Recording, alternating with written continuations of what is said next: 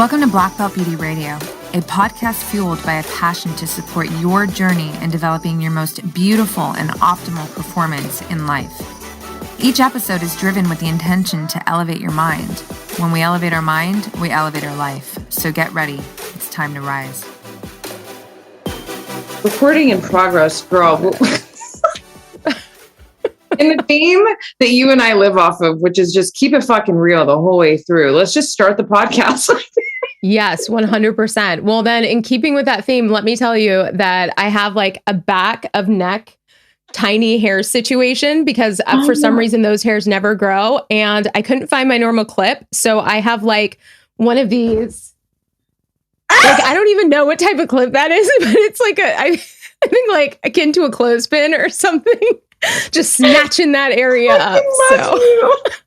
And I feel you. I have that same shit where it's like, they're like baby hairs that don't grow. So when I wear my hair and I wear it in a ponytail all the time, you know, training, I just have this like kind of bush back there. Like, yes. You got to tame the bush. I have just 100% given no fucks. I bring back the barrettes and then headbands to deal with all the baby hairs.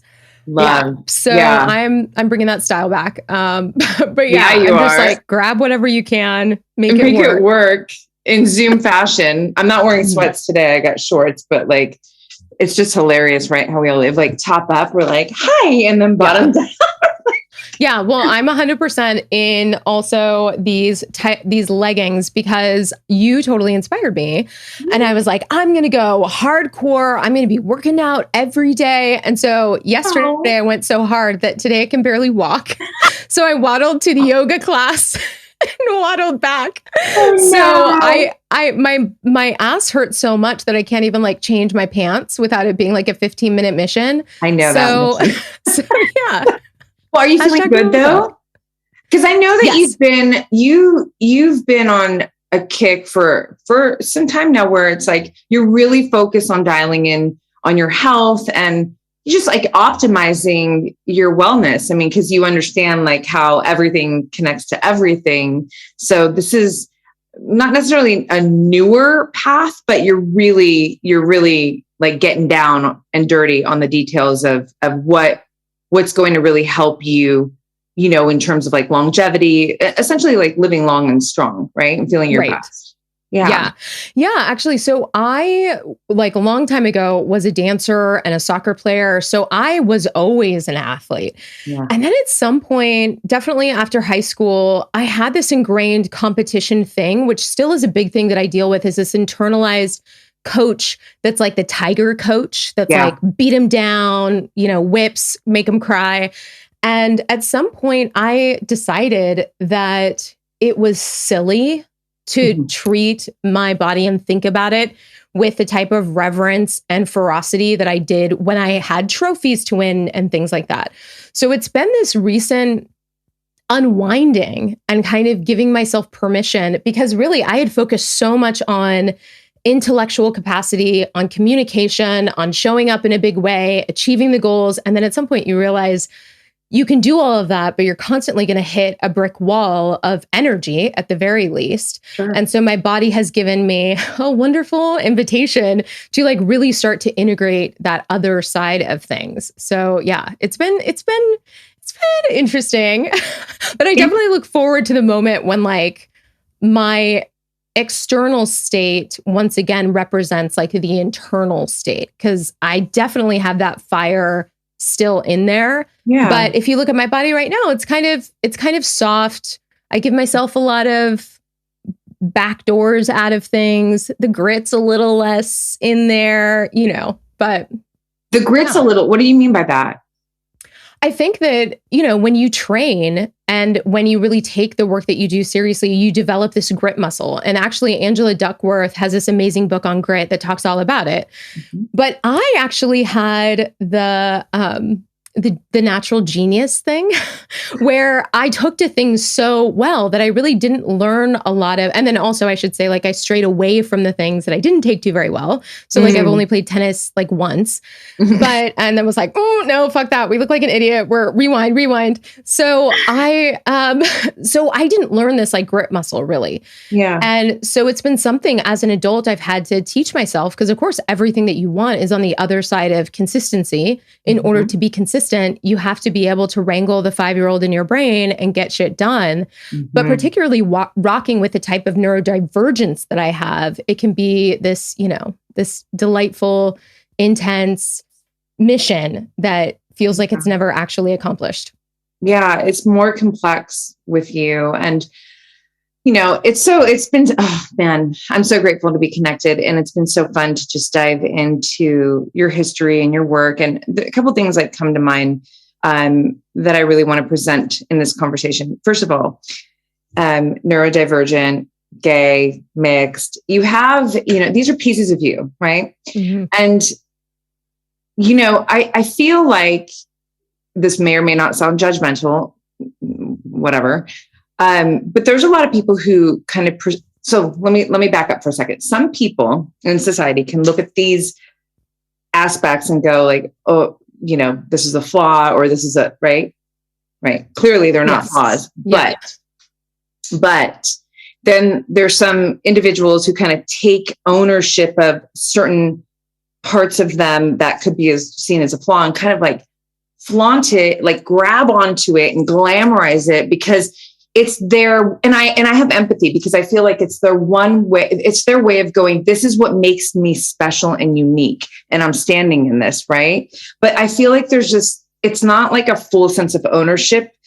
Whereas like with you, I don't feel like you glamorize anything. And I don't feel like you're not, there's no suppression. What I feel, this is just my perception, is I'm like, this is a very, very complex woman, artist, human spirit who has been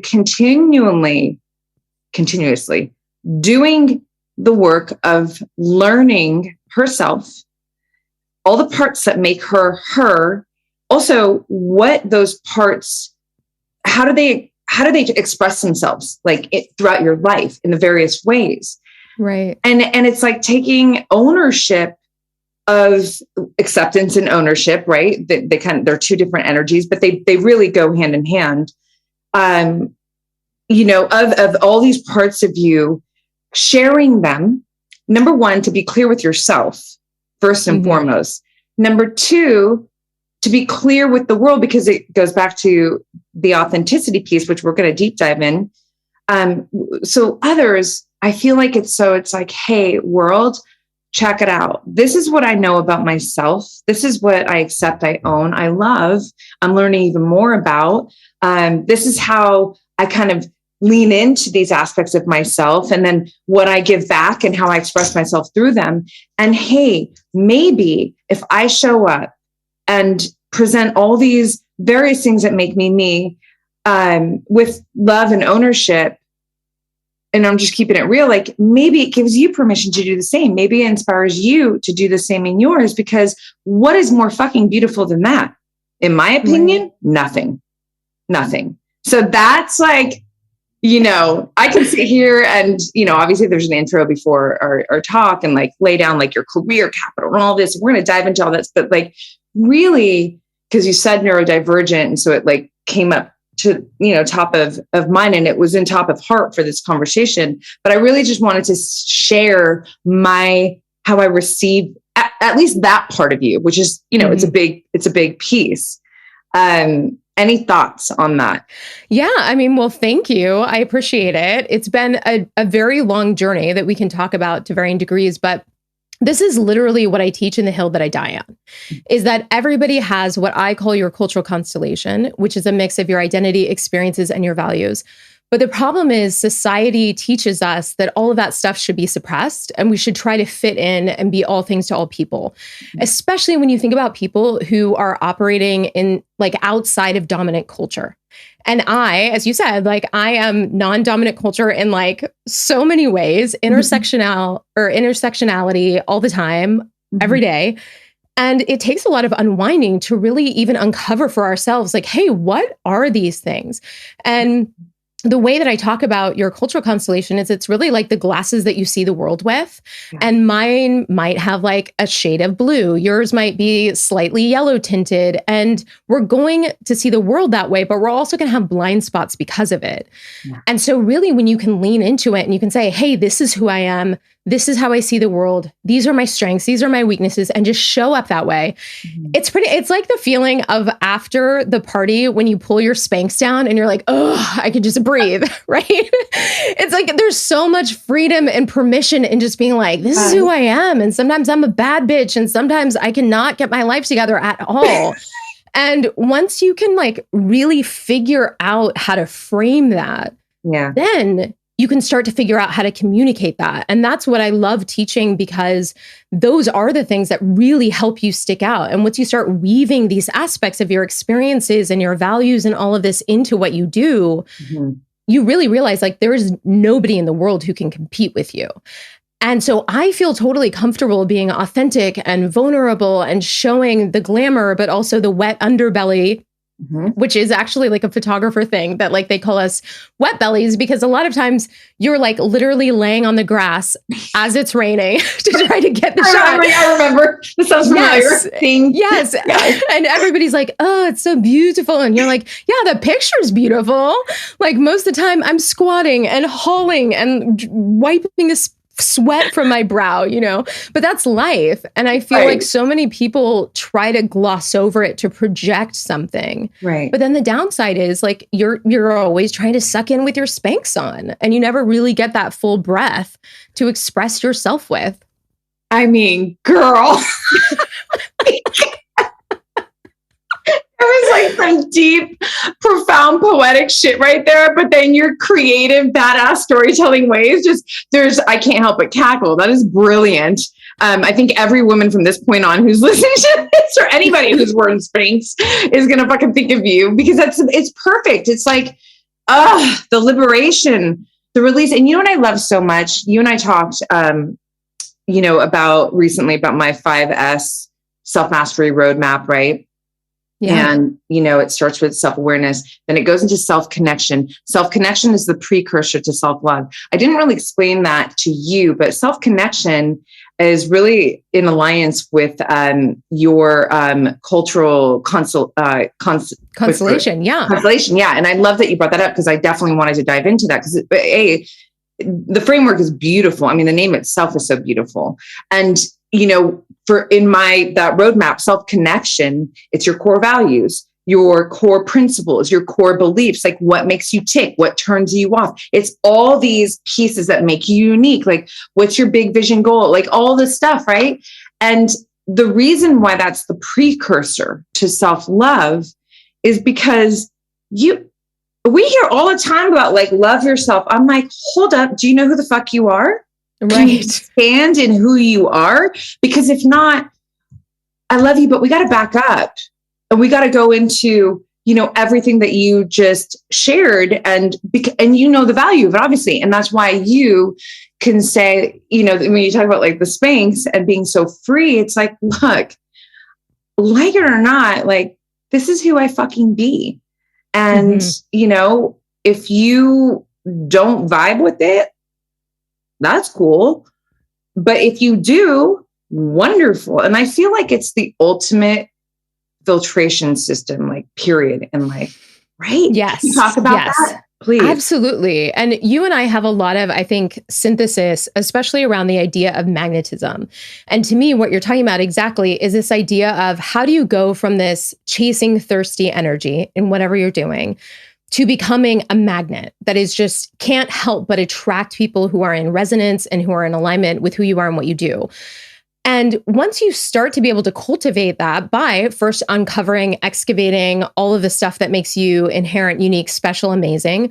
Also, the other side of that is like, what are the challenges that you're rocking with? What are the things you're always going to struggle to do well? Like in my case, it's anything that has to do with a deadline, usually not because, but exactly, know thyself. But yeah, when you start to really honor who you are and develop that trust, then everything really only ever is about fit. Yeah. And this is like from relationships to job opportunities, all of that. It's like, do we fit together in this moment in time in a way that feels aligned, has reciprocity? If not, that's okay. Thank you. And move on to the next. And it's really, I mean, I know like if you're eye rolling, it's like, I totally get it, because like when you're in that moment where you're like, shit, I need a job to come in real quick, it can be hard to sit in that remembering and that trust. Yeah. But once you've had enough track record of really realizing that the job that you want that you never got, you can see that 6 months later, you got this other thing that is so much better. Once you start to really build that map in history for yourself, it becomes a lot easier to have that as a gravitational pull to pull you back towards that remembering. And it's not to say that you won't get off track. Yeah. Because I do all the time, Right. all the time. I'm just like, oh, like, when's the next thing going to come in? Like, do I have enough social media numbers? Like, what are people going to think? All of this stuff. But then there is this kind of centering that can happen when you cultivate that for yourself, where it's like, okay, I'm in exactly the space that I need to be in right now in this moment. And how can I operate from a place that's really aligned, as opposed to like this white knuckling, manic, frantic energy that's trying to look everywhere outside for the answers. So badass. It's so on point. And it makes me think about, the word that just comes to my mind, one of my favorite subjects to speak on, and also like what I know a lot of women, turn to me for, and I really want to tap into you in this area, is confidence. And it's interesting because we can go in several different directions, but I think one place I want to start is, you are a powerhouse creative. Like you're a fucking artist through and through. And, literally, girl, your YouTube channel is my go-to now forevermore. I live on Zoom. And I'm like, oh my God, everything I need to know how to like present myself and like everything. It's all there. It's incredible, but then back up and you were a commercial photographer for a good portion of your career life too. And I know with the history of being a makeup artist in the celebrity realm, it's vicious, and I climbed to the top 1%, and that, what that means, right? Yeah. Confidence is it's big in everyone's life, period. But as an artist and as a creator, it's a fucking must. But it's interesting, the relationship that you have with it, because I think there's like this misconception that, you're just, every time you put something out there, or every time you put yourself forward, like there's always this, like, you're like the lioness is just there presenting its work, but it's not that. I don't think it is. Can you please speak to your experience? That's not how it is for me. So I think that confidence isn't like a feeling, emotional state. It's a reward from doing the thing and seeing yourself do the thing enough times that you can do it. So when I first started in photography, I would walk into all of these shoots and experiences with clients, and I didn't yet know that I could get a positive result, right? Because a lot of times it was something different. And every single time there is something that goes wrong. So I'm always like, may it be something in the beginning, may it be something tiny, because something will always go wrong. But what happened is, as I kept doing it over years, I started to train myself of this inner knowing that's like, I always get the shot. And even if it's not up to my standard, I always get it. I know that my client is always pleased. I can always wrap it up, no matter what odds may be stacked against me, with like gear not arriving on time and assistants not doing their job and fights breaking out amongst the talent, that like I can always find a way to wind this down and get it in.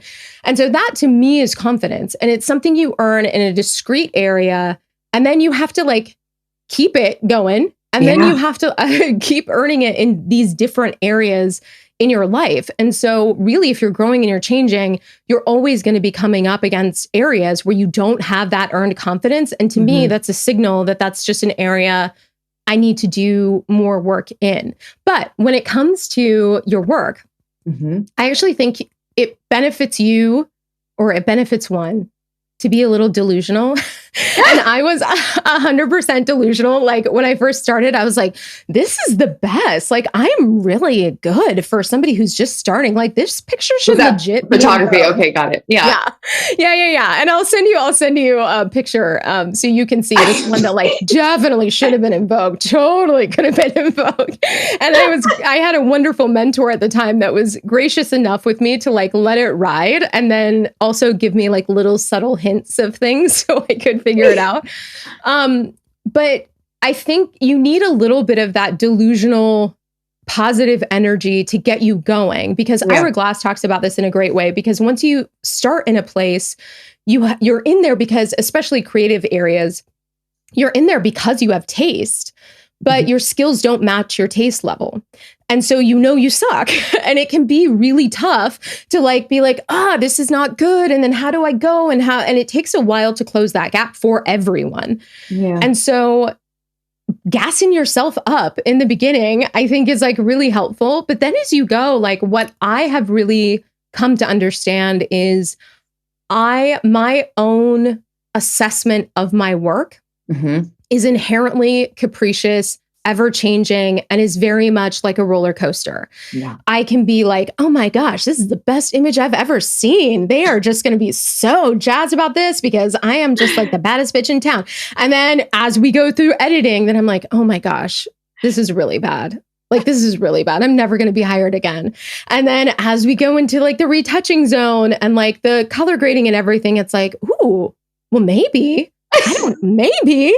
And then, I mean, literally, I can tell you, it is always this roller coaster ride that just keeps going through. And so one of the things that I had to really learn is that it's sort of this idea of detaching from the outcome, right? That it's like, if I'm always working, I'm always applying what I know, I'm always doing my best in that moment, I have to just accept the outcome for what it is and accept that my feelings about that outcome are not at all accurate. Right. And just let it ride. And then a lot of times, like I have my portfolio behind me, it's like, give it 6 months, you flip through that thing and it's like, I was pretty good. It's so true, girl. And it's like, and I love it because if we zoom out, like I love to do, and we take that concept and we think about like the skill transfer of that concept in life, like even just in business period, right? Like your journey of you judging your image, right? Like think about like the entrepreneur, like, as we're crushing, we're failing. Wait, no, we're going to make it. Oh my God, it's this whole, and I love it because back up to the confidence piece. Like I actually just journaled this. I think it was yesterday, and it was way more poetic than I can remember. But the concept of like, confidence is a very, very slippery little fucker. Like, and it'll poke at you, it'll tease you. And in a way, it's like, it wants to bait you forward. This is again, my poetic mind, like, because on the flip, you could submit and you could feel like I'm done. I don't got what it takes. And then failure comes in. But if you can push past those moments, like when you're like, this photo, and then like, and keep, moving, how I say it is like creating forward, you build that confidence. So I actually love your take on it about it being the result at the end of you taking the action, forward in the face of, ultimately like, and this is something we can totally pull on with you because I love your mindset and take on it. But just when you think about like courage, courage just period in life to like exist as the being that you are. But then when we think about, being a creator, being a path creator or goal driven individual with vision, and you're putting yourself fucking out there, the courage it takes to do that. Talk about your journey with, and really your relationship with courage. Yeah. Ooh, that's a big one. So my I think of it as a dance. And really, it's like this dance that is happening all day long. And even sometimes while I'm sleeping, I'm like, yep, still in this dance. And I think the invitation for me is to be small, because like everybody, you have these early experiences that really change, like, our fundamental tint to your glasses, right? And for me, I was a 5-year-old in Baton, big personality, lots of sparkle, and I would get selected to be in front. And I, would just shine and do all of this stuff. And then I would try to hang out with the rest of the girls in the Baton Corps, and they hated me, right? And what the story I told myself to make sense of it was that if I'm too in front, if I'm too shiny, if I'm too loud, if I'm too different, I won't be loved and no one will like me and I'll be by myself. So and this was like a memory I only uncovered like maybe 3 years ago. So prior to that, it had just been operating this subconscious. So I'd have this drive to do and grow and be there and have the things happen. And then also this competing drive that was very much like be small, be loved, fit in, all of this. And once that was, revealed to myself, it's not like it just magically dissipates, or at least for me, it doesn't, right? Mm-hmm. But I'm just aware that was, a thinking error is kind of harsh, but like that was a story that a little kid made up to make the world make sense. And It's not based on reality. So for me, I have to really engage consciously, knowing that like that is, if I'm not paying attention, that's where I'll default back to, is for that love and connection. And so I won't be my wild, big version of myself.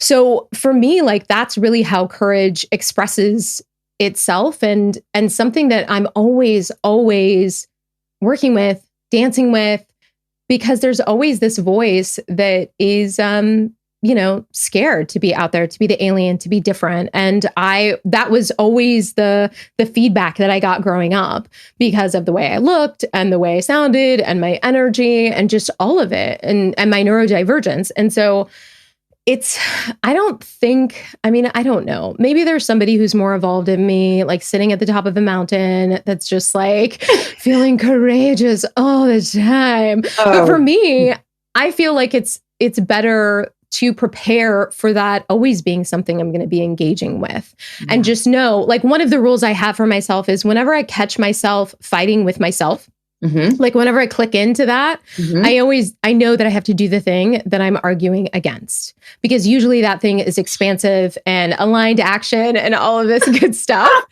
So, it's like, get your ass up and like drink that water. It's not going to drink itself, and the show will still be here. Right. Totally. Have the hard conversation, go lift the weights, like whatever the fuck it is, launch the new, product or whatever. No, I love that. And, I'm so, so, so happy that you started a fucking podcast, because again, like so much of your career, it's like photography, and then, obviously YouTube, and also, and I love like, your whole thing about like supporting, big energy. I didn't say it correctly. Mm-hmm. Yeah. Yeah. Big deal energy. Big deal energy. Thank you. But the thing is that it's not just a surfacing. Granted, there's so much content to support that, the external, but you have so much content. And I think having the podcast is actually helping you channel more of it out too, about the internal piece that is so important when we think about, well, how do you really put yourself out there? How do you really fucking stand in your truth? How do you really operate from authenticity? Why is that important? And all of that. So, and obviously you bring on, incredible badass guests, but your own voice, I'm saying, is very, very important, for all the reasons I said. And also because, like, look, I know my community, as, and I'm sure in yours, because you have a community that really loves you, but like all these pieces that we're already pulling on right here, what I love so much is like, these are to me, it's like, these are the most supportive fucking like little vitamins to heart and mind. We can sit here and go highlight reel all day long. But what I love with you is like, no, I want to talk about the shit that's actually going to fucking really, like, I remember this, and I feel like you'll understand this so well. But when I was in my earliest years as a makeup artist, and, you know, it's freelance and it's a fucking fight for, you know, you're like, first of all, you're making, and this is way back when everybody, like, there was no social media. This is like, you know, we didn't have filters. Like, no, right. We had physical books that you actually carried. You printed your shit. Okay. And I remember, and so you're not making that much money. And then you're usually working for free. But when you would make some money, it would take like fucking 2 months to get it. Mm-hmm. Anyways, you know, I lived in New York City. So there was a lot of struggle. And I remember just so many points in these early years of like, fuck, man, can I just get an interview or like hear from somebody like a Pat McGrath or somebody who's like there and not just hear your highlight reel? Can I please know what you did, what you felt, how you process those moments when you were fucking sitting on your stoop like I am in New York and I'm like, how am I going to pay my rent right now? Yeah. I mean, and I feel like that's what you offer, like that energy, that frequency, that information. And so it's just so valuable. Yeah. Thank you so much, because that is literally the genesis of it all. And I was that same person trying to figure it out. And I remember, I don't even know if anybody will remember this who's from our industry, but there was like I think it was called Masterclass or something. And it was Nick Knight. And they put it together and it was like this incubator you had to apply. And I remember at the time it was $1,000. It was like $1,600. And I couldn't afford it. My dad had to like loan me the money. And I was like so excited to get in there because I was like, these are the industry professionals that are going to be teaching and all of this stuff. And I got in there, and just like almost everything else, it's just distilled into nothing that is helpful. And I just remember being like, what? Like how I get what they were trying to do. And now as a content creator and somebody who builds courses, I understand that there are very real limitations and you're trying to figure out what's going to be the most helpful. But generally, what I found is like people wouldn't go deep enough. They wouldn't paint that picture of what it's like in the apartment where you're the fifth roommate and you can't afford the next makeup palette that you need. And you're like, what the fuck do I do? How do I move forward? Like, I'm eating top ramen here. Like, help me, somebody. And really, I have always had like that yearning to have those conversations with people and to be that person when I can, because I feel like there's something so incredibly expansive when you can see yourself in somebody else, when you can see that they've gotten to a place that is hard for you to even really believe is possible for you. But because you have some shared identity, you have some shared history, it cracks this space open in your brain to think like, wow, like they did it, I can do it. And it's still what's funny about doing podcasting, which I'm sure you know, is it's challenging for a lot of people to go there. Yeah. It's hard for them to really say like, okay, I'm this like shiny armadillo rocking through the world. I've got my glitters, got my sequins. Like I have this vibe going on. And like somebody's coming up saying like, hey, can you like roll on your back and show us your like soft tummy, please? It'll be really helpful, I promise. And like some people are so like, they're like, yes, go, let's do it. Like you're one of those people that's like, I will leverage anything I've gone through if I know that it will be helpful for someone. Absolutely. I'm that type of person. And sometimes people just need that little bit of push to know that it's safe to do that. But that's the reason that like all the content I create, even if you go back to me, you know, as a commercial photographer and before that as a portrait photographer, the connecting thread through all of it is I want people to feel seen and validated and empowered in who they are. And so I would help people as a photographer, like stand taller and really emanate with that energy and take up space. And then in creating content, I've helped people be able to show up on camera, be able to create content on social media or courses that really reflects that energy that you would get in the room. Because there is this like layer of translation that can be really tricky to overcome.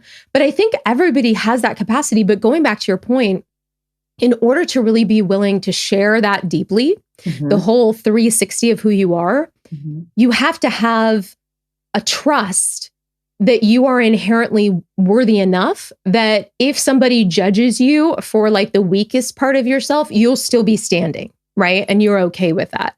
And not everybody, truthfully, not everybody is there in their journey. And I totally understand that. But for the people who are, I think they experience this freedom that you and I feel of like, yeah, like it is transformative when you get somebody who sends you an email, who's in Bangladesh, who's just like, wow, I found your content and like, I'm able to do this thing now that I was never able to do. Like that's fucking powerful. And it gives your life a sense of meaning and purpose and the experiences themselves. That's the best part. It's like, I have trudged through this fiery bog of eternal stench and I'm still stinking, but you don't have to. And that just brings my heart so much joy. Or even if you are going through it. Right. Guess what? I've been there. And this was my, psychological process, how I kind of moved through it emotionally and all. And so, if I could do it, you could do it in your own unique way, but it's just that encouragement. And I think that's, everything, literally just so incredible, everything that you just shared. And so valuable because again, it's like, and here's the thing. And I wonder if you are experiencing this as well, especially now having a podcast. The messages that I receive, obviously I coach women around the world, but like, let's talk about like my online community, like women who are not even men, like just not in my community or my, in Queendom or a coaching client, but like just in that community, the way that they come at me with the messages of what they appreciate, what it's doing for them, I find that it's because of this kind of sharing. It's yes, in my world and even in yours, you bring on like experts who can talk about this subject or that, but it's like this shit right here, tapping into the emotional, how you wrestle with courage and confidence. These are the pieces in my own world that I'm like, they're like, thank you. Yes. Have you noticed that? Yeah, absolutely. And I'll make it very real with like, probably like if we're talking about like the softest underbelly, I have a video on my YouTube channel from about 1.5 years ago that really is I'm talking about my deepest source of shame I've ever experienced in my whole life.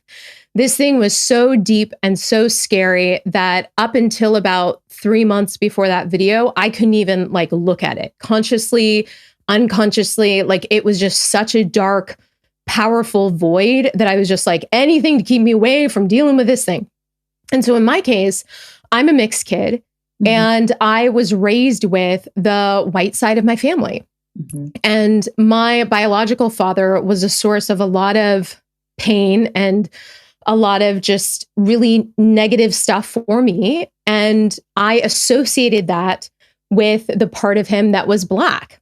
And so I had carried this lumped together association combined with, we live in a culture that's deeply racist. We are all just swimming in these assumptions and all of this negativity. And so we're talking about these little kid mistakes that we make, these stories, is that my little kid brain was like, Blackness is not safe. You need to stay as far away from that as possible. So when you think about a lifetime of trying to hide and negate and run away from a part of who you are, mixed with the ramifications of that. Like there have been many instances that probably can't even remember at this point, where I might have participated in microaggressions or just even my very demeanor made somebody feel like they were less than because they are part of this identity category that I couldn't accept myself. So this was like horrific trauma. Now, the one thing, and somebody said this to me that was really amazing, is that you share your scars, not your scabs. And what I took with that is that there's a difference between sharing something that you have created a container around that makes it make sense to you, that you can start to develop a story around it, that it's not just 100% raw nerve energy. And so with that, I had been thinking about it for 3 months, talking about it, doing therapy and work around it. And I thought, okay, like I'm finally ready to share this thing. And the story I told myself is like, hey, I'm sharing that like I'm mixed and a part of my story involves Blackness. And I have been somebody who experienced internalized racism. And I've been acting in this way that I'm not proud of. And I'm doing this unlearning, and I'm trying to show up as a full human, and I'm embarrassed and I'm ashamed and I'm confused and I'm all of these things all at once. Here you go. And it was, I mean, I still get emotional about it because it's such a hard thing. And to do that, I had to have like physical support of my cousin, like in the same room with me to publish that video. And I couldn't look at the comments for like 2 months because it was just still so impactful to me. But I just had this calling, like, I need to share this thing. Now, this is a year and a half later. I get these comments that are like novels from people all over the world and very different experiences. Mm-hmm. People who are Black and have always felt this tension against people with people who've been mixed race. People who are mixed race who felt like they haven't been able to own their whiteness because of the way that they were raised. People who are parents to people who are mixed. I mean, just so many different people with all these different experiences who felt seen and validated and felt like there was never a space to even acknowledge the pain that they were rocking with, because I had the courage to do that. Mm-hmm. And this is a pretty big example, but I definitely feel like everybody has that capacity on whatever level, whether they're micro conversations or whether it's a post or something, just sharing that little bit of your humanity. I think really like that's where the deep connections are forged and felt, because we experience ourselves as full humans. Mm-hmm. So there's no way, like hashtag unrelatable, when you see the 2D version of the Instagram or, whatever, I'm like, so we all need that. We all need that. I think that, our society has really just steered us away from even looking at ourselves in this way, to learn about ourselves, let alone like, when we learn about ourselves, right, then we're able to kind of, like what you've done, you've really pieced out like, that's where that story came from. This is what the result was for me living with this story. But I'm saying like these deep dives into self, this has not been a part of how we've been groomed to move through our lives, right? Yeah, not at all. And when you think about it structurally, I talk about the archetype of the white cis hetero dude bro, right? Which we all know them. We all love them. Like some of my great friends are dude bros. But when you think about that as an archetype, it's the non-identity. It's the person who doesn't ever have to talk about identity. And so the world has been constructed in that image. And so it really doesn't benefit this construction to have all of these people with like essentially all of this superpower energy that they don't have. Like it doesn't benefit these structures.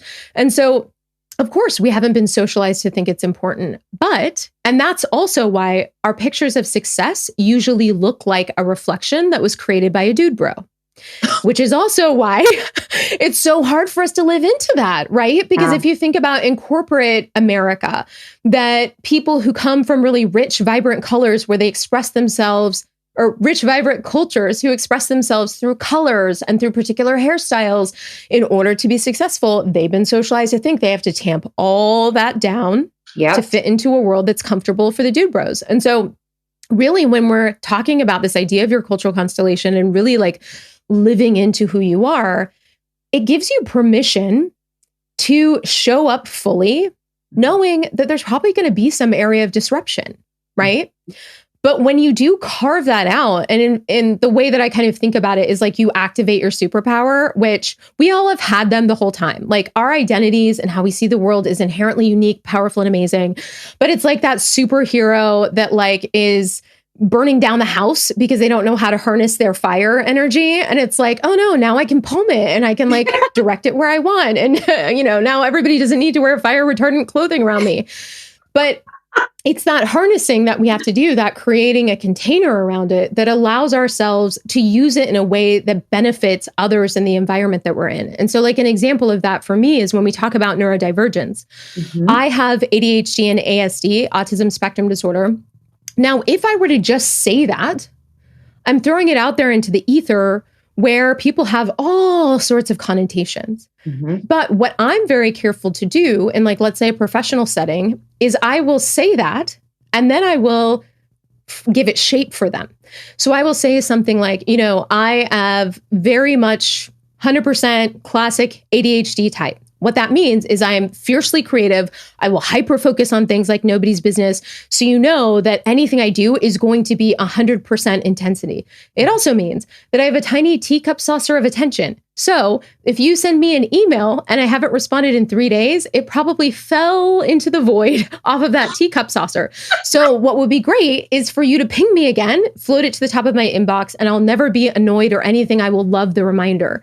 So it gives this alignment of expectations. It frames it for people, but it also allows me to operate authentically without feeling like I'm constantly disappointing people because I'm forgetting things. And it allows me to operate in this zone of genius area that everybody has.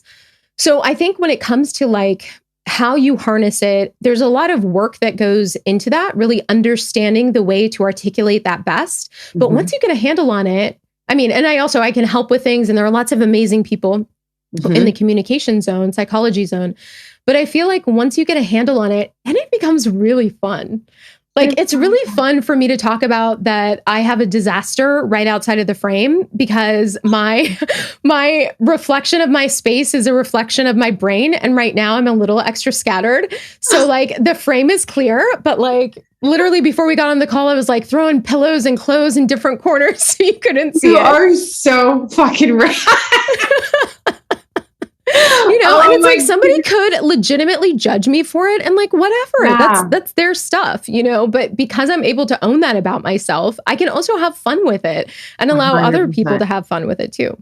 No, it's so true. And it makes me think about rejection. It's like a puzzle piece or masterpiece rather that we're building, because obviously in you showing up as you and all the parts of you, exercising your super powers in all the ways that you do, I'm sure that you have in many different ways and continue to, you've had to deal with rejection, right?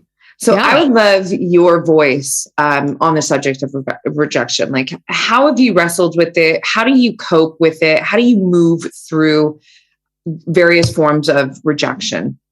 Yeah, I definitely have really worked on the trust muscle in that regard, and really reframing things back towards fit really, really helps. Like, I am only ever interested in things that are a fit for me, which means that if I don't get something, it wasn't a fit for me.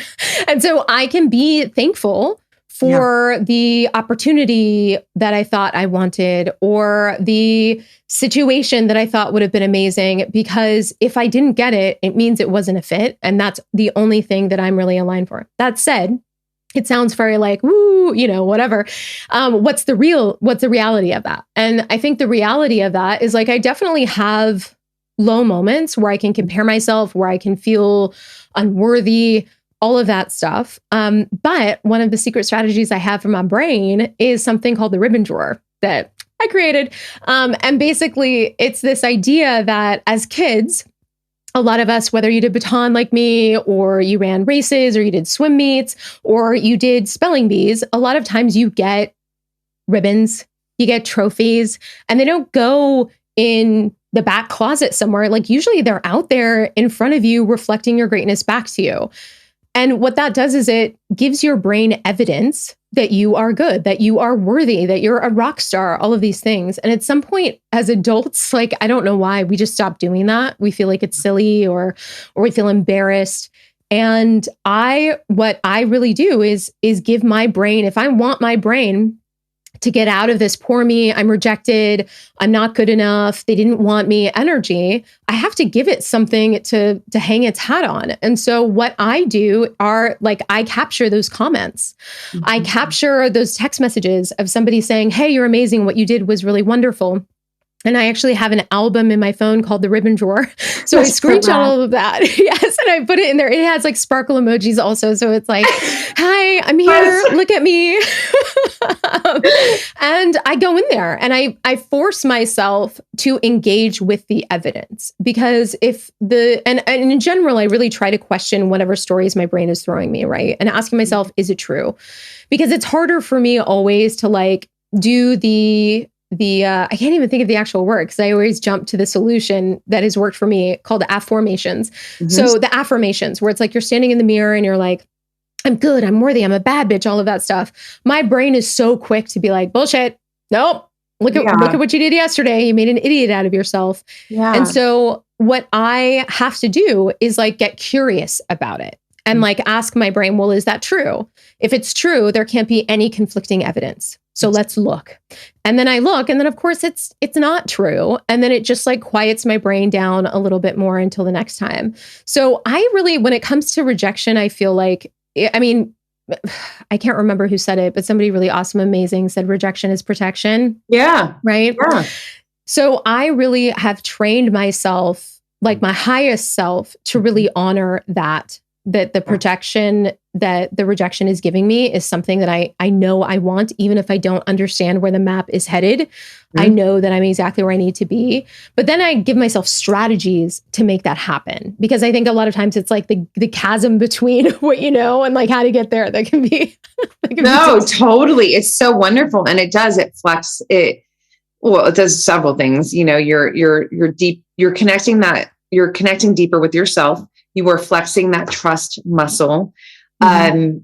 And then just applying this whole strategy, like even the ribbon drawer is excellent. And I love that you brought it up, because I totally wanted to tap into that with you. I think it's because it's helpful. I feel like I have it's not called the ribbon drawer, but I do have a file as well for similar fucking moments, because I love to share that, because I am a confident, empowered, fucking you name it. I'm a lioness, absolutely owning that shit. You think I don't have my fucking moments where it's like, oh, I do. Yes. But this conversation with myself, the default setting of my self-talk is so fucking fierce, full of love, full of compassion, full of truth. But I also have these little bits where I'm like, but let me see some shit too, just because you need these reminders sometimes. So I love that. And another thing that you talked about is like, it's like you put yourself on trial. I love it. And you're like curious, and you're sifting and sorting for the truth. And one of my mantras that is so just deeply rooted in me is like, the truth in you knows. But see, I'm very clear on what the fucking truth is. So when this shit starts happening, it's like, Rox, the truth in you knows. And that's what guides me. And so I feel like that's, it's exactly what you're saying, just kind of like coming at it from a different angle, but really echoing it. Yeah. And that's what I love about you, is because I think I have like the defense attorney energy, right? And it's like, you want to litigate this shit, let's go. But I think what you have, and we talked about this when you're on my podcast, is that you have this like the best, most loving Olympic coach in your brain, right? That's like full on, I could not love you more, but I am also going to push you to where you need to be, because I see the greatness in you. Yeah. And I think that those operating together is like such a beautiful thing. And honestly, for me, like, that's what I'm really most needing and wanting to work on, is like, how can I develop that coach that isn't operating with all of this negative teardown energy, but is really loving, compassionate, and kind, and holding me to account. And you have, I mean, that's what I love, is like hearing the way that you talk to yourself. I'm like, oh, that's next level. That's like going from junior to senior over here. And that's why I'm excited just to talk to you, because I feel like, surrounding yourself with people who are in the same zone as you, but are more advanced in different areas. You can really fill in each other's gaps in such a beautiful way, and like make things be real. Like, it never dawned on me. There was literally a moment where you had said what you said to yourself, and it was just like this light bulb clicked for me. Where I was just like, wow, I never would have thought that I could talk to myself that way. And it's fucking magic. And I love you for it. And it's deeply inspiring.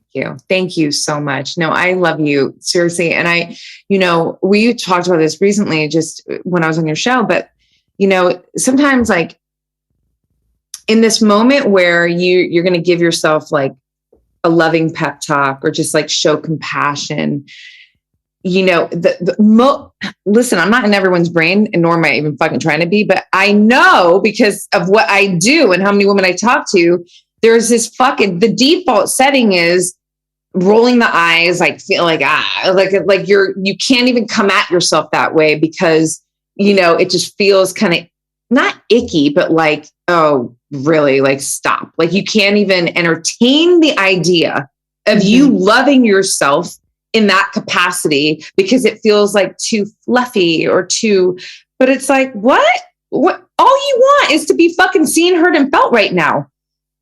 Can you not give that to yourself just for a moment? It doesn't mean that you're going to, you're avoiding truth. It doesn't mean that you are just, like petting and no, it just means like, girl, I see you, I feel you, I'm with you. And then a couple things, depending on the situation, can happen. It's like, cool, I love you, but we got to fucking stop this shit and we're going right now. Okay. Or it's like, baby girl. I mean, this is like my terms of endearment. I have so many: motherfucker, bad bitch, like queen, like you name it, beautiful, baby girl. Like, let's just pause for a moment. Can we just breathe right now? Can you just just stop? Because, and this is the masculine and the feminine working in harmony, which, I love speaking about this subject, and I love it because one thing that I wanted to ask you, there's two things is, like, what's the big internal piece for you right now that you're super focused on in terms of like wanting to really just invest so much more energy because to expand and to fortify it, because whatever this thing is going to bring you into a deeper state of wholeness. Mm-hmm. Yeah. Well, what's interesting about that is that that's probably where the fear is, right? So that underneath that resistance is this fear of like, what would it really, really look like if I unapologetically, unconditionally loved myself? And so it's, how they say you teach what you most need to learn. Yeah. I have a level to myself that is still like that untapped little bedrock layer that is very resistant to self-acceptance and self-love.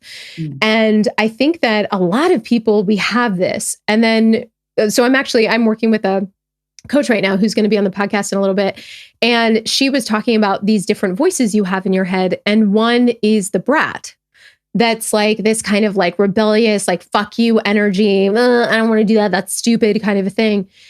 And I realized that that's not like the story for most of the things that hold me back. But when it comes to this piece of loving myself, speaking to myself like that, that's definitely where this brat voice comes into play for me, is that it feels like cringy. And I was actually asking myself yesterday, like so this is, I have conversations with myself. Yeah, me too, girl. We litigate stuff. And so I'm just like, okay, but like, let's sit down in the chair. Like, let's figure out like, why are you cringed out by that? Yeah. And like, let's go deeper. Like, why to really uncover that. And for me, it almost always goes back to love and connection. Right. And so what's so funny and ironic is that I am cutting off from my own self-love and connection because the story I tell myself is that doing stuff like that, genuinely giving myself love and connection, is cringy. And the root of the story of it's cringy means that other people won't want to love and connect with me. So it's like literally robbing myself to pretend to feed myself in this other area. But we know like people can't really love and connect with you unless there's an element of authenticity. So it's like this, this circle of resistance that I'm actively unwinding. And it's funny that you talk about showing up like this and how we can have that resistance on the front end, because it's very new to me to allow myself to be kind to myself. And when you think about it, it's like such a funny thing, because we come out as babies so in love with ourselves and like we love everybody, we love ourselves. And my whole brand, my whole job, what I do is like pouring love into other people. Yeah. Because I genuinely love and accept other people. And so it's not without a sense of irony that like reflecting that in on myself is challenging when that's literally what I spend all day, every day doing. Yeah. But I feel like that's just the journey. Like we're always going to be uncovering these layers of things that we need to work on. And I mean, all I've got to say is once I've really got that bedrock layer dialed in, literally look out.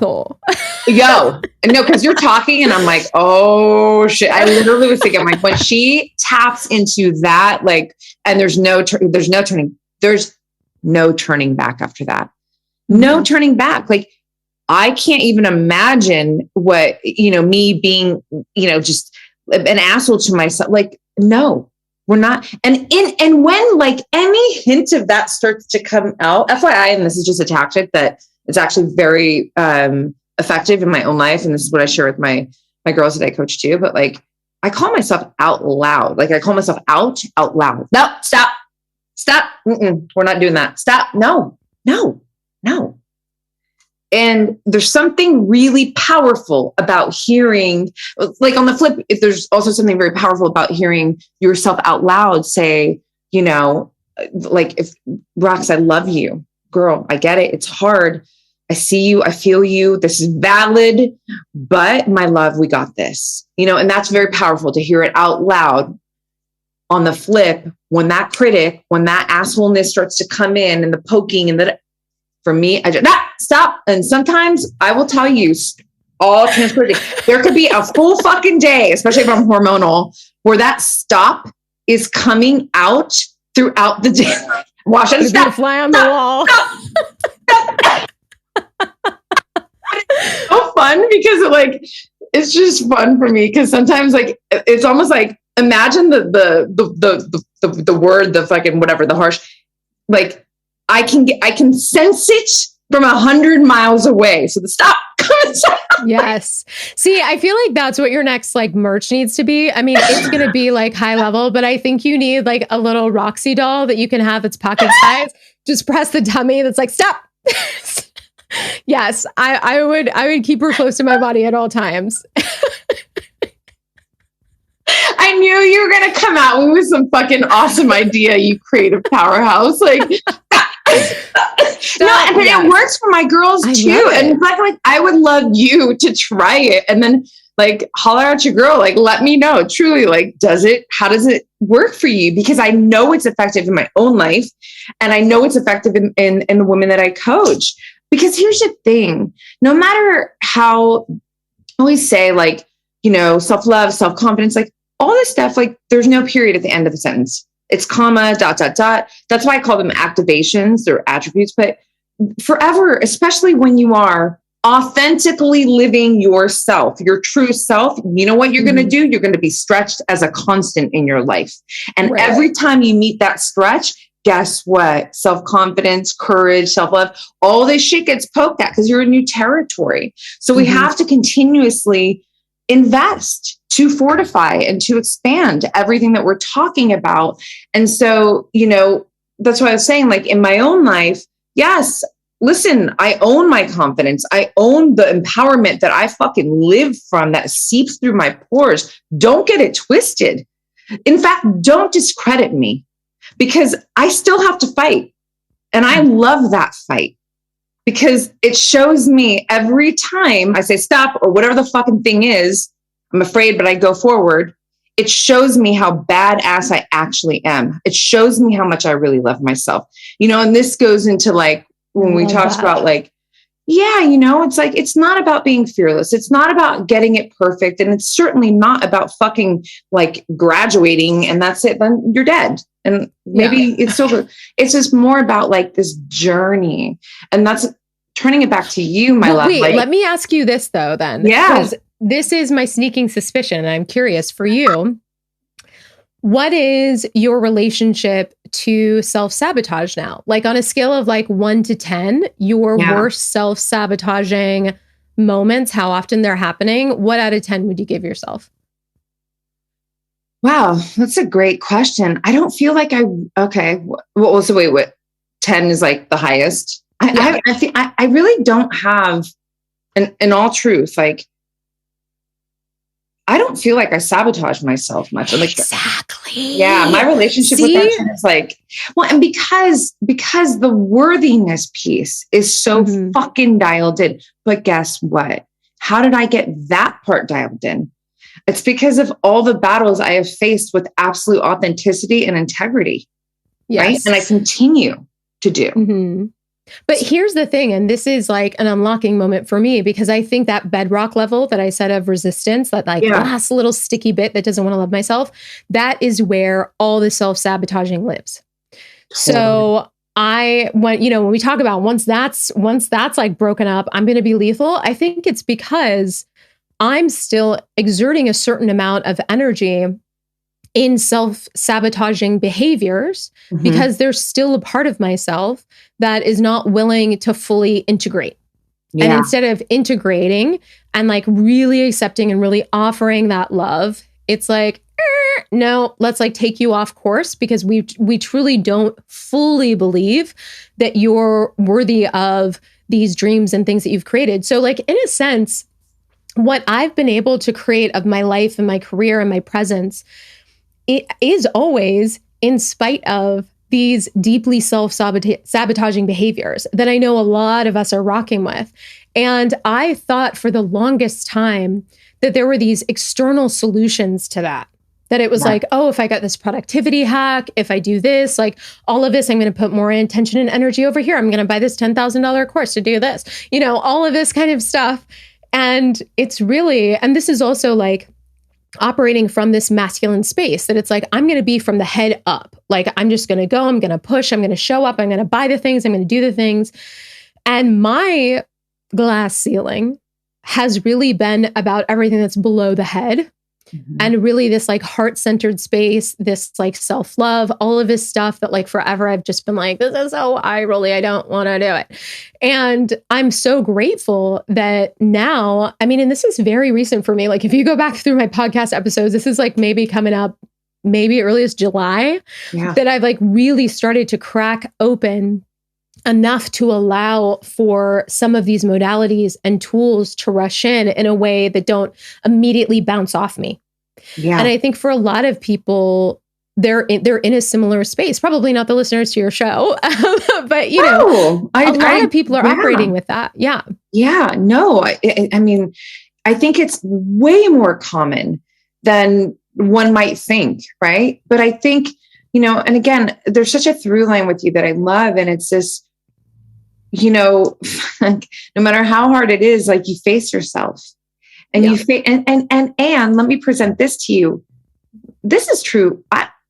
Self-love. I talk about this all the time. Don't think it's this soft, like bubbly, like, oh, it's going to feel good all the time. Shit.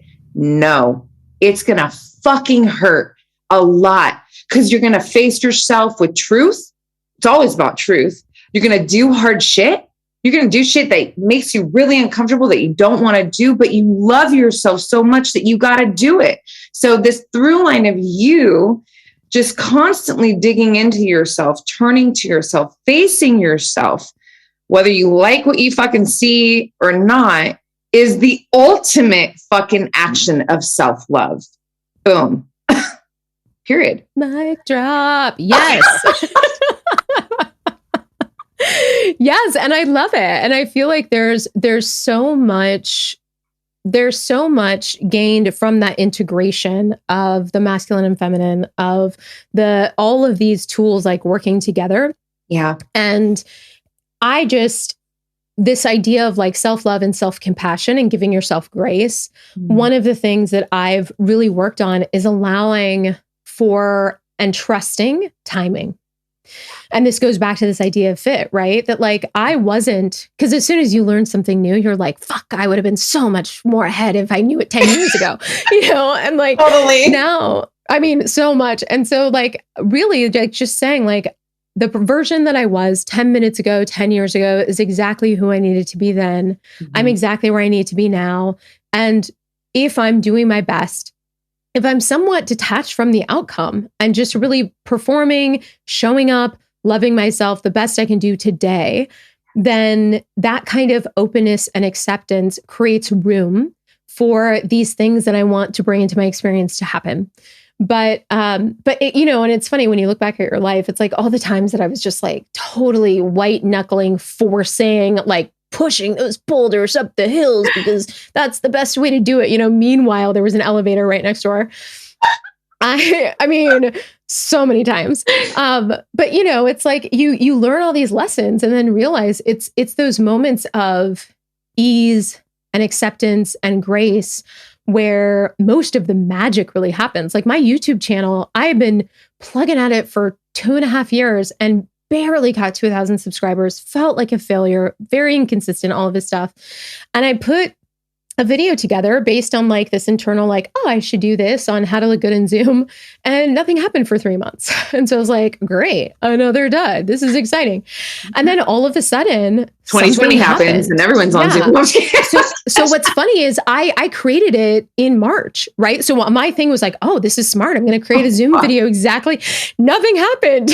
So I was like, well, I guess I'm not that smart. But then come August, I guess the algorithm was just like magic. And everything in a year and not even a half, I went from 1,000 to 100,000 subscribers. Mm-hmm. And not that everything has to do with numbers, right? But it's just that I could not have imagined the timing and the synchronicities and all of the wonderful things that were in store for me. Mm-hmm. And had I not been creating space for things to happen as they did, I probably would have messed things up and still been like beating my body into the ground as a commercial photographer, because I was chasing all of this external validation that I ended up being able to not need, essentially. 100%. No, and I love it. And I think a really important piece in that story of like the video and then,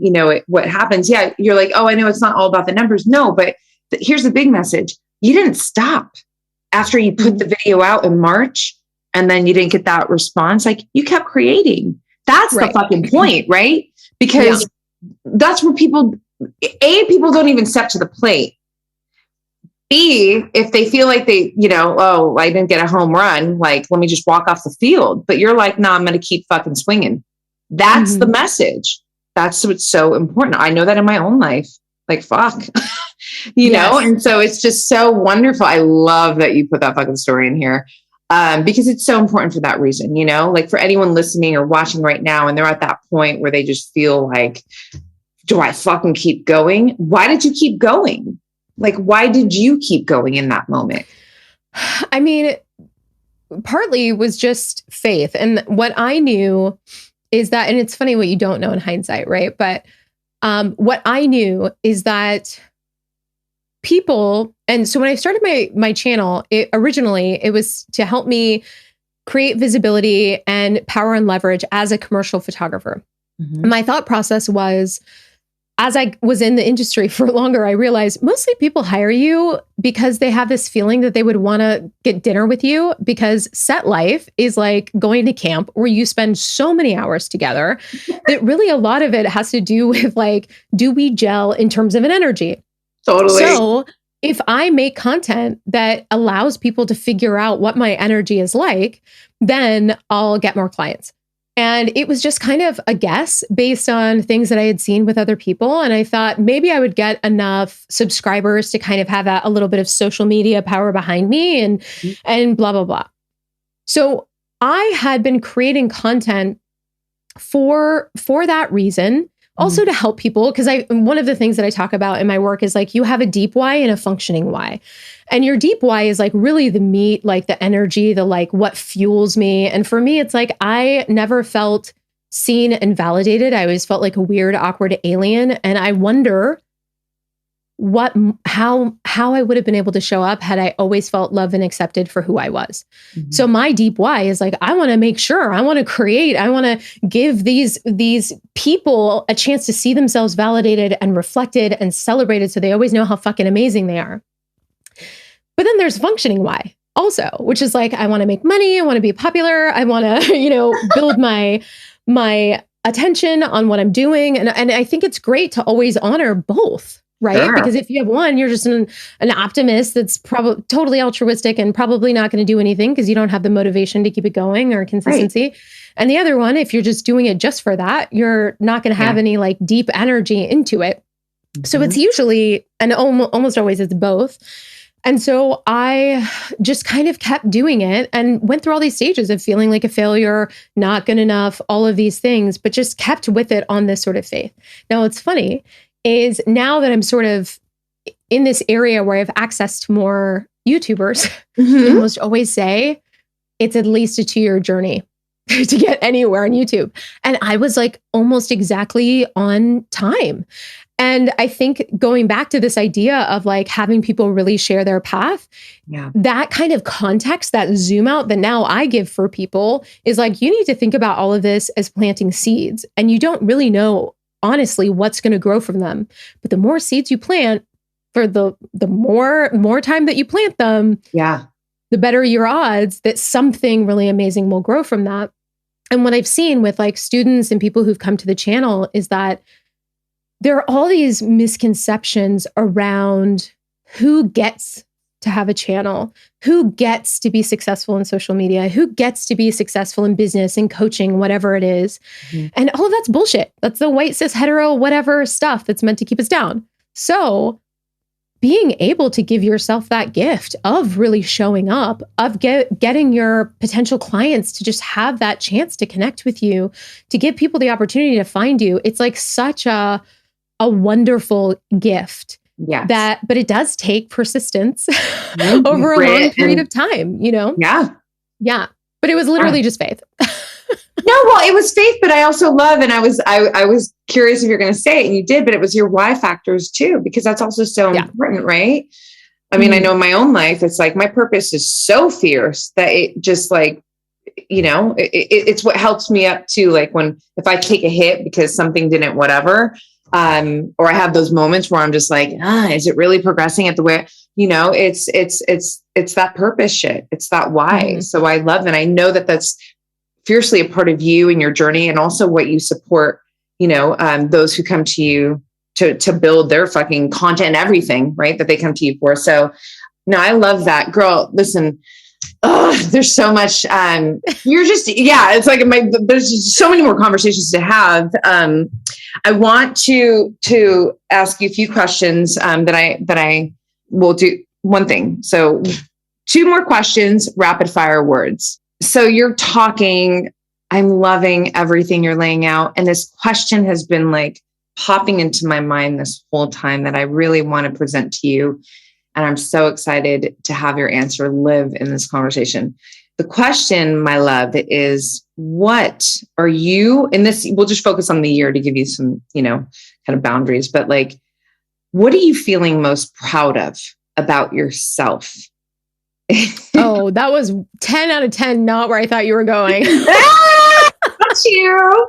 And maybe helping you get into that little space that we're going to fucking crush together. Me as your girl. Yes. That's a great question. I think, well, there are a couple of things that pop into my mind. I'm not good with listicles. So let me just violate your one thing straight off the bat. But go. One thing that comes to mind is that with the podcast, you were actually a part of this. With the podcast, it had originally had the name The Bold Bitch Podcast. And I had needed some of this like punk riot girl, bad bitch energy to get into the space, partly because I was like, do I belong in this space? I know I need to do it, but I had all this imposter talk chiming in. And so I launched it, felt good, did all these episodes, whatever. And I'm super grateful to that. But then at some point, I just realized it wasn't feeling like a fit. And I wasn't 100% sure why. I'm more clear now. But I went through this process that it's probably the thing I'm the most proud of, because it's really revealed me growing into a version of myself that I think is much more integrated and aligned. And so basically, I allowed myself to float this question, like, what if that's not the name of the podcast? And I allow that just to like sit in the ether. I would ask myself every once in a while. Now, what I normally would have done is tried to force it by like brainstorming and concepting and doing all these things that I know from like being a creative, when you have to force an idea on a timeline.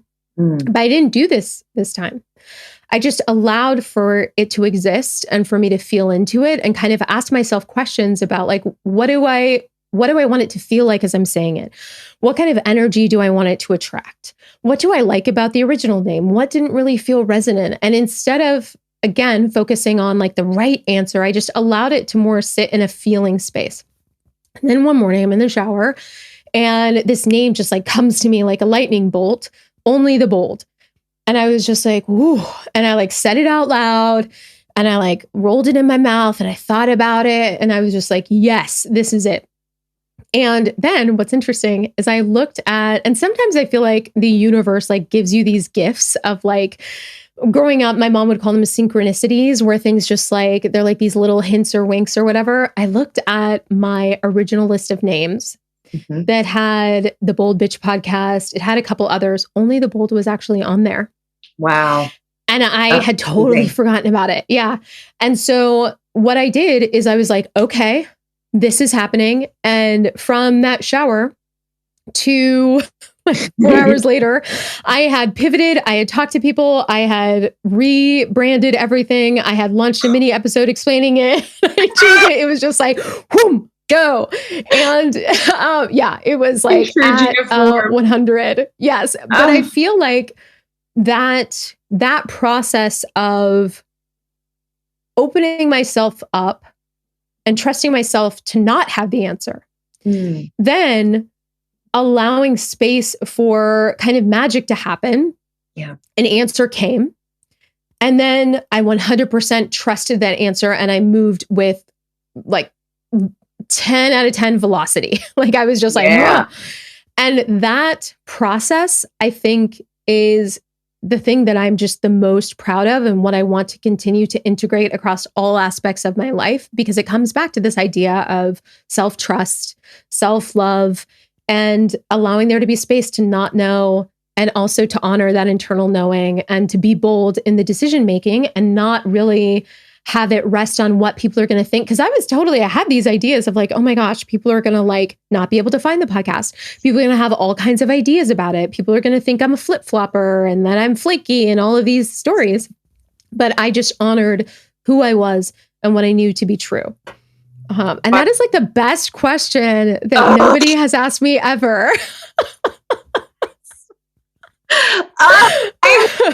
Like satisfied from fucking listening to that journey, and so honored to have, had been a small part of that. And a couple of things I want to point out. Number one, underneath all of the offerings that you said that gave to you, I mean, that's the most beautiful example of the masculine and the feminine energies in harmony. When you felt into it, well, this is the feminine, and you're asking the questions. You nurtured the process. You didn't demand the process. There's a time to push. It came afterwards. You had the fucking answer.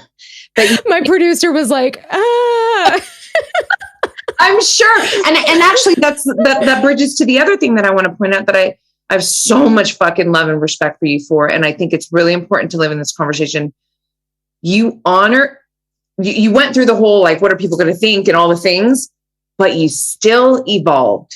You still fucking honored the artist in you, the authentic, you, right? And the authentic creator. And this is important because how many people would not have done that. And they would have stayed in the thing and not felt good about fucking, because the reality is like, if you would have kept going, it would have been like a pebble in your shoe that would turn into a boulder. And then you'd be like, and you wouldn't have pride in that you couldn't show up to the podcast in the same way.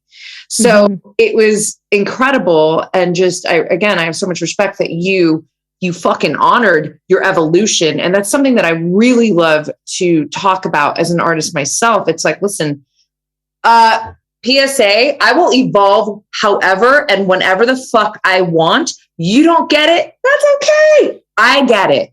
Yes. I get it. And somebody else will. But I will never not be genuine to my authentic creativity and my process, because I believe we're fucking here to continually evolve and express. I say, like, from our heart, right? And I always put capital art, because that's where that came from. Mm-hmm. That's where it came from. Right. Yes. I love that. I was just thinking, like, we should make a shirt that's like, I'm evolving. And on the back that says, so relearn me, bitch. Because I feel like, you know, which I definitely resonate with, like, one of the ways that we experience connection is by knowing things about each other. You know, like the best friends, like, what's her favorite color? What are her goals and dreams? Like, whatever is that feeling of knowing. And so when you experience someone else growing and evolving, it can threaten that sense of connection. But I think that's where it also reveals how people are maybe different in their orientation, because there are people who really love knowing and then people who really love learning. And I love, like, learning and relearning and exploring and being curious. And to me, it's so exciting when somebody's evolving. But the part about what you just said that is really resonant with me is that what's implied is that it's in real time. So it's not going to be perfect, and that's okay. And that was that part in that decision. Part of what I was really proud of is I had a select group of people that I felt really safe sharing that with, to reflect back to me, like, this is what I'm doing. And, like, just have that little bit of, like, you know, like reflection of, like, okay, you know, but then also that I allowed it to not be perfect. I mean, still, this is like, I don't know, maybe 2 months later, I still don't have the intro for the new thing. So every time I kind of, like, fumble my way through it and make it up. I still don't have the trailer, because it's still, if you go to the podcast, the trailer still is the original one that we created. And I was just talking to my podcast editor about that like, oh, we need to go back and record it. And that would have been aspects that even a year ago, I would have felt really shameful about. I would have felt like, oh, it's not perfect. People are going to judge or whatever. And I think looping way around to this idea of confidence and that it's earned is that when I first launched the podcast, I felt like everything needed to be really good and really tight and have this branding and all of this stuff, because there was this sense of performativity that I was using to mask this feeling of, like, being a freshman, walking to the lunchroom for the first time and seeing all the cool kids and not knowing where to sit. Totally. Flash to now, almost a year later, I know where I belong. I know who I am. I know what the podcast is. And I know that, like, people, if they see that, they're probably going to laugh every time they listen to it and be like, oh, that's Gia just riffing, because that's what she does, you know? And, like, I love that I gave myself that chance to not be perfect. And I feel like a lot of us have this perfectionism Achilles heel, which is really just perfectionism is procrastination, because we're not feeling accepting of really how we're showing up because we don't feel worthy. And giving that grace and space to, like, fuck up and not be perfect, I think, is the biggest gift that we can give each other, but also give ourselves. I love it. Yeah.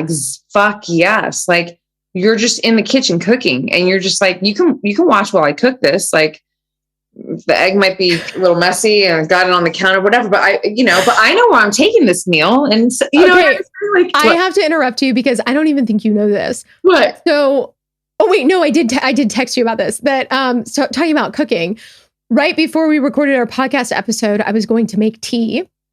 Our conversation was so riveting that when I came out of the conversation, not only had I forgotten that I had started a kettle on, but I had burned the kettle so much that it had collapsed and broken and, like, almost burnt down my house. I'm so grateful that we can laugh about that. You sent me that. I was like, and I feel like I've done something similar like that before. And it's very scary. You're grateful as fuck in that moment, but you're also like, Did that really? I know. I'm like, I'm glad we capped it at like an hour 45 because I mean, we could have talked forever and I probably wouldn't have the house at this point. Oh my goodness. No, that was a win. It was a win on a win. Okay. God, I adore you. Okay. I have a question that I love to ask all my guests, which is, if you had a magic wand and you could give the masses one positive habit that would have a very large ripple effect on their life, what would it be and why? A habit. Which could be anything psychological. It could be something, it could be whatever. Yeah. So I'm going to give 1.5. Yeah, we're always skiing a little bit over here. I think one is the gift of the defense attorney and the just questioning. So it's like to me, it's like a combination of a defense attorney if they were also a psychologist, right? So it's like we're asking why, but we're providing evidence and we're like just getting curious about these thoughts that are happening and not just taking them at face value. That has been like the biggest gift in my life, in like allowing myself to do the things that feel scary, to acknowledge the places where I might have imposter feelings, which I don't expect to ever fully go away because I don't actually hate them, right? It's because I feel this little bit of vibration that I don't fit in here, that I experience this drive to show up and do the things that I do, right?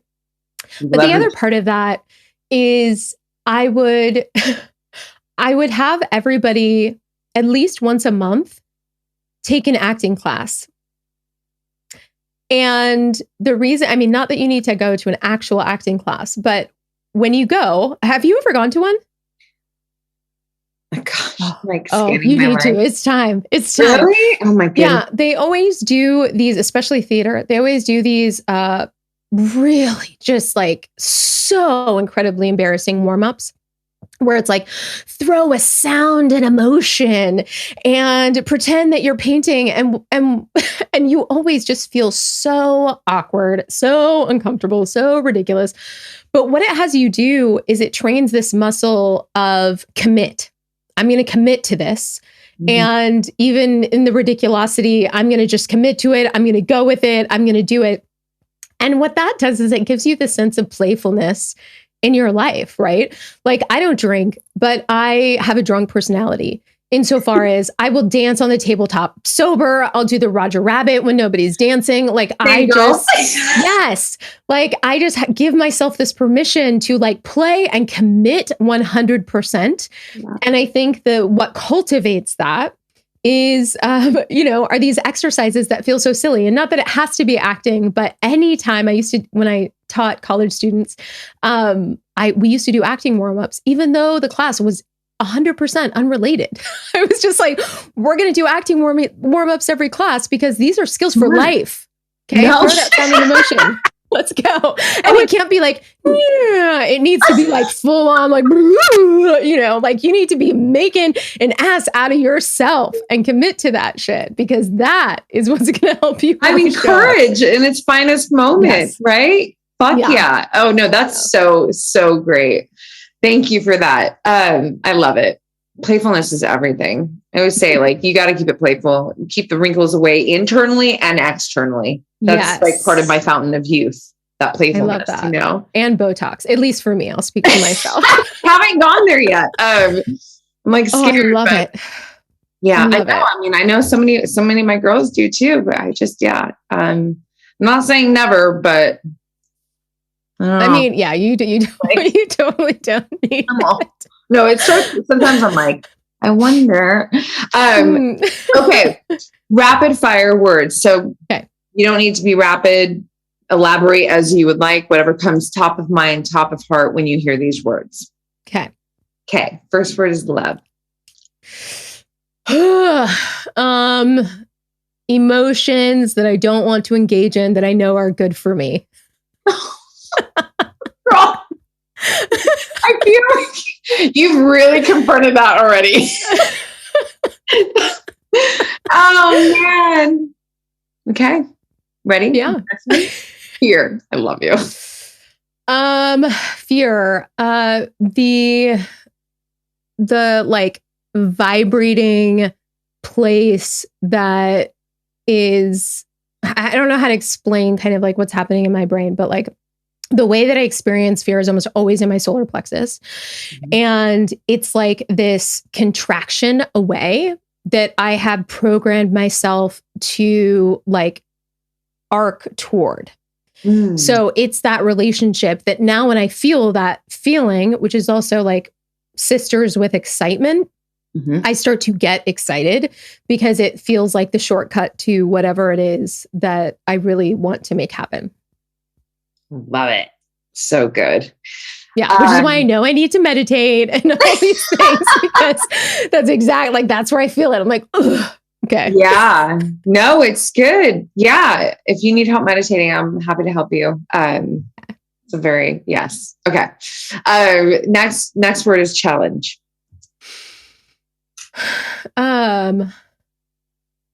Challenge.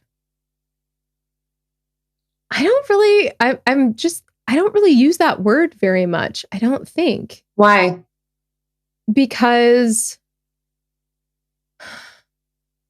so I default toward, I think in challenge is usually either struggle or like a competition or like something that you can like overcome or move through or push through sort of a thing. And to me, I am usually either like sliding into the idea of like, this is such a struggle and I'm like contracting and giving up, or like, this is my jam. Like, this is something I'm leaning into. And then the words that I use for that is game. So, because that's really what works with my brain is gamifying everything. So to me, it's either a struggle or a game. And then, and then like games, I think, and that's a part of it is I think that for a lot of people, challenge has a lot of this connotation of like, overcoming and like let's get into it. And my brain is like I don't I'm like, no, that doesn't sound fun. But it does sound fun. Is a game. It's so good. I think there's so many benefits to gamifying in different ways in your life. And I love that you say that towards challenge, because I think that reframe on challenges it's very valuable. In my world, it's like challenge, opportunity, like that's the word. So when you're saying like expansive, it's literally how I see it. It's opportunity because I can grow, or like you said, you could submit, but the fucking competitor in me, which doesn't compete with you, it's competing with the challenge, is always like, oh, you want to try and fucking take me down? You want to try and slow me down? Stop me? I love that. I love that. And this goes back to this idea of grit is like, I'm working on deepening that grit muscle. And so to me, like one of the barometers maybe for it is like what is my association with that word 6 months from now?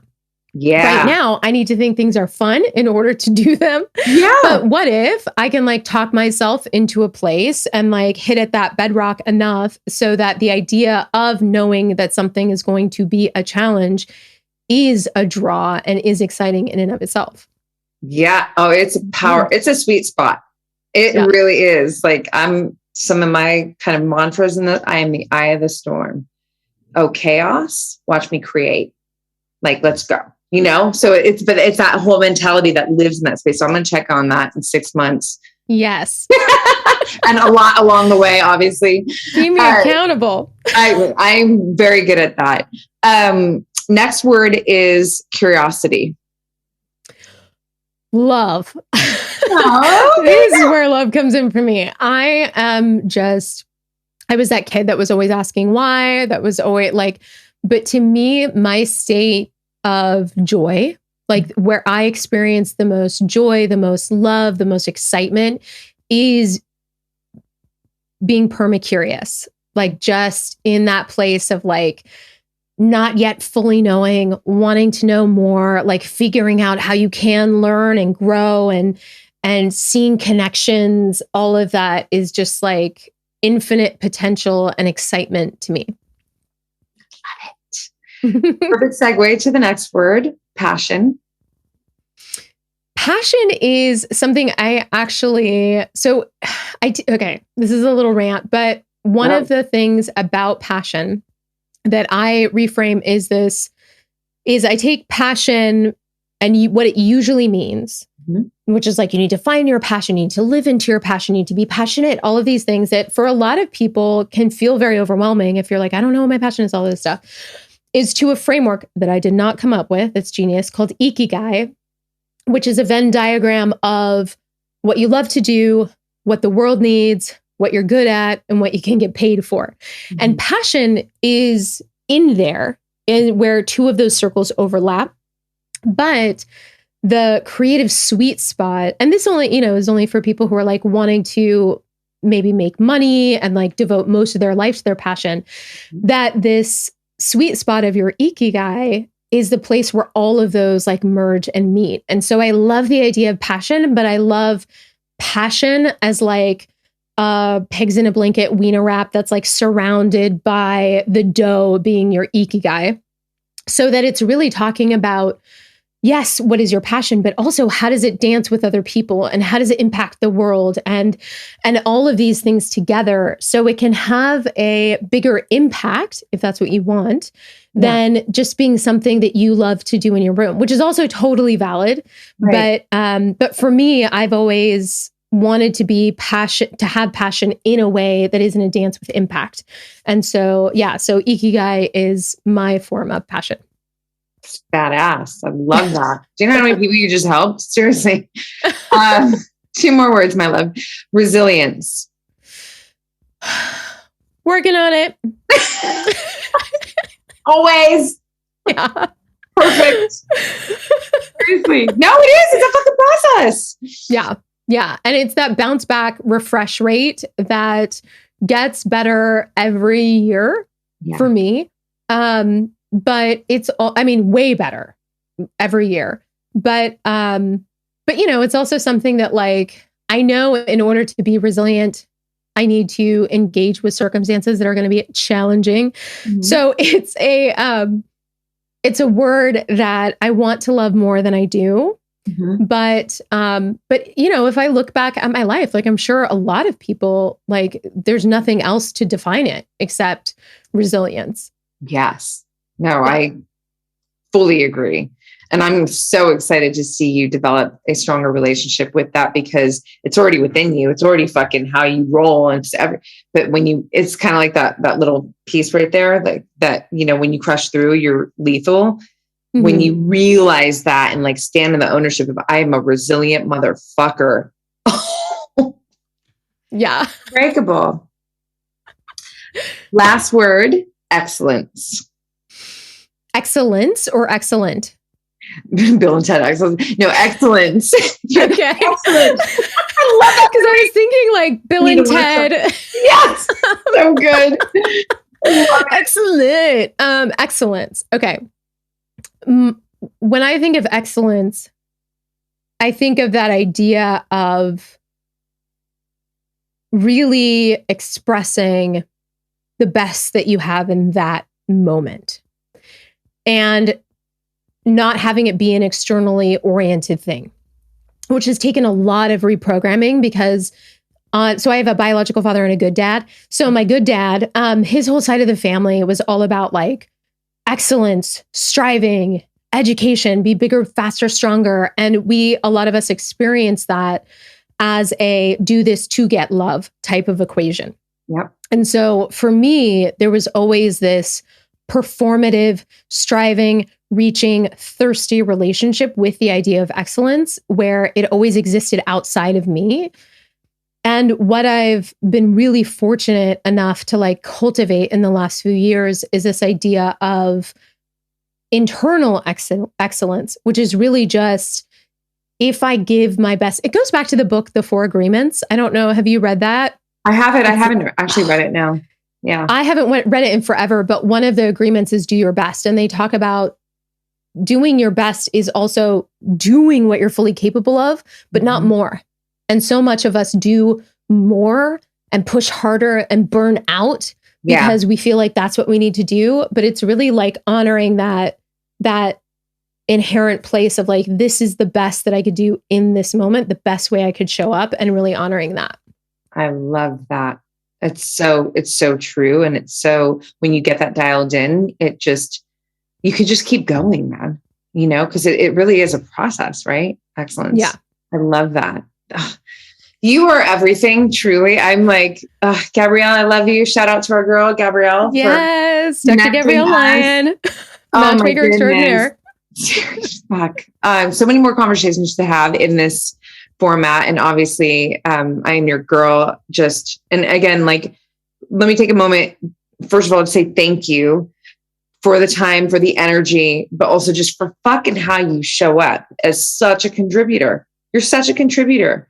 And I'm so excited to not only witness your evolution, but and honored to know that I'm going to support you along the way, because you're my girl. So my girl. I appreciate you so much. I love you. It's so I love you. Like, it's exciting. It's the fit, as you say, right? Yes. Please guide our listeners and our viewers on all the places, and everything's in the show notes, but to connect with you, social, all the things. Yeah. So I actually made a special page for all of you on my website. So it's giagoodrich.com/blackbeltbeauty. And there I have, not only can you see like what I'm up to, there are links to like YouTube and all of this stuff, but also I have a couple like bonus things that are usually behind a paywall that have to do with a lot of what we talked about today. And I just want to, give them out. You. So, you little fucking queen. That is so rad of you. Thank you. Perfect. Yeah. That will live in the show notes, and my heart is full. Thank you so much. Well, I fucking love you. And this is, as somebody who's a verbal processor, like, this has been such a transformative conversation, even selfishly, like, for me. So I'm just so grateful for you, because this was wonderful. And I also just really appreciate the resonance that we have, and that you are a human that is showing up in this way that is allowing me to see a reflection of ways that I want to grow into a version of myself that will like emanate with a type of badassery and like cutness and self-love coach talk that you have. It's so beautiful. And I just deeply appreciate you. I've been looking at like your clavicle the whole time. It's coming.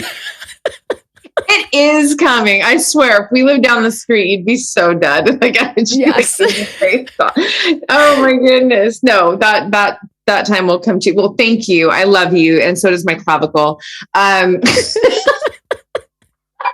We got to let you go and make sure that there's no fucking teapot on that stove. But yes, I love you. Bye, everyone. Thanks so much for tuning into this episode, you guys. If you loved it, please share it on your social. Throw it up on your Instagram stories and tag me. I'm at Black Belt Beauty. I am also at Roxy Look, RoxyLook.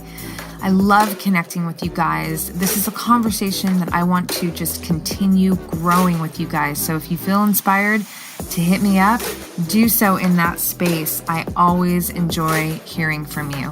If you'd like to support this podcast, you can do so by rating it and reviewing it via iTunes. It's such supportive help, you guys. It really helps the visibility of this podcast. So I appreciate and thank you in advance for doing that. And on that note, you guys, I'm signing off with all my love and always looking forward to catching you on the next.